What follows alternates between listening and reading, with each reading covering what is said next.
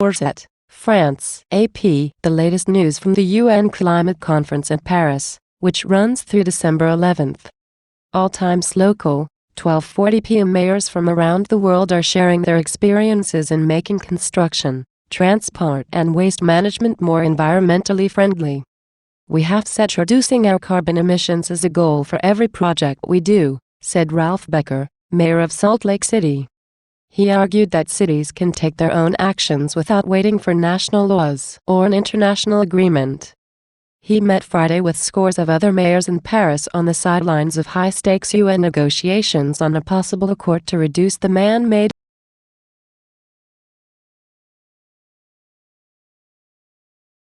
global warming. While some governments are reluctant to making binding promises to cut emissions because of the economic costs, cities around the world are already experimenting with lower-emission construction and transport. The mayor of the British city of Bristol, George Ferguson, talked about a project where every child in primary school plants a tree. It's a little thing that starts with a single person planting a tree but can make a huge difference across the world.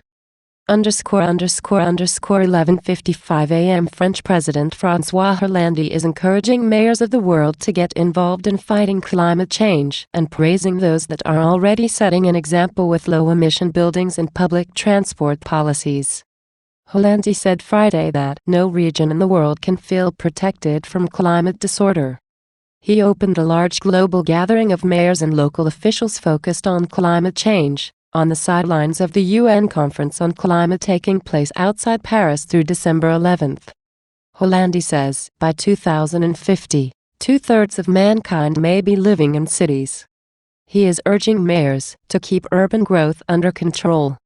11:25 a.m. Activists have staged a DN at the Paris climate talks, collapsing onto the pavement to represent vulnerable populations threatened by rising seas and extreme weather prompted by man-made global warming.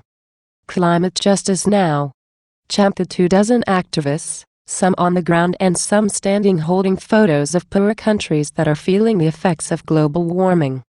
The activists want an eventual global climate accord to include promises of aid for the losses and damages caused by global warming. The stunt was one of several by activists at the Paris climate talks Friday, where negotiators are haggling over wording in a draft accord.